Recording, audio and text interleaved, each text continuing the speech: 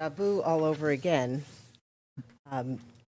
I was here for the first time on this matter in 2009 and still here on the same matter. I'm Diane Robertson. I live at 405 Waterside Drive in Carborough. I've lived here for 31 years. The science you just heard from Mike suggests a very different question than we have been asking, to pave or not to pave along Bowling Creek, but rather, what is the best and most responsible use for this precious, limited, and unique resource, our urban forest and creek? This resource can be described as the lungs of Carborough and our community. The forested land of our community sequesters approximately 9,276 metric tons of carbon dioxide, equivalent per year, a data point I received from town staff. I dare say that most of the residents of our town have a point of view about what is happening in the Amazon in Brazil, as roads are built to gain access to the amenities of the jungle.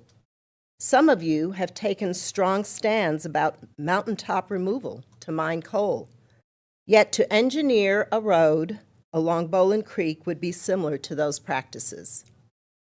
In 2009, I addressed this body about the damage an impervious surface alignment along Bowling Creek would create.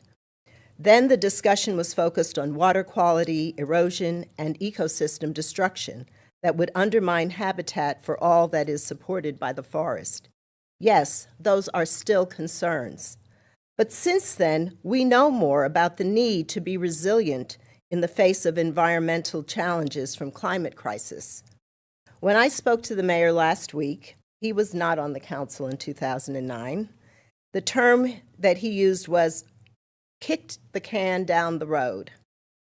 I think that turned out for the best for the forest and all served by the biodiversity that the forest supports, because we know more now and we have observed extreme impacts of eco-destruction from fires out west to extreme flooding in river and creek-rich areas of the southeast, which includes areas of North Carolina. Hemming in the creek with a hardened road in a floodplain is reckless. Carborough could be on the cutting edge of what is best for this resource based on the values articulated to address climate and equity noted in the new comprehensive plan.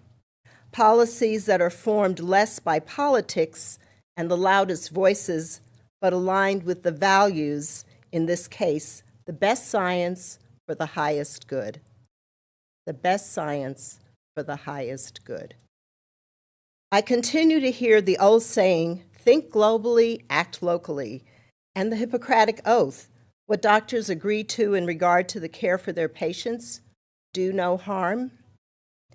In this case, we, the community, are the caretakers, the physicians, that we should adopt this kind of thinking. That what we do today is not just for us, but for generations yet unborn.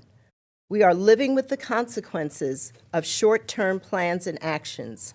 We have a chance to do this, to do something different.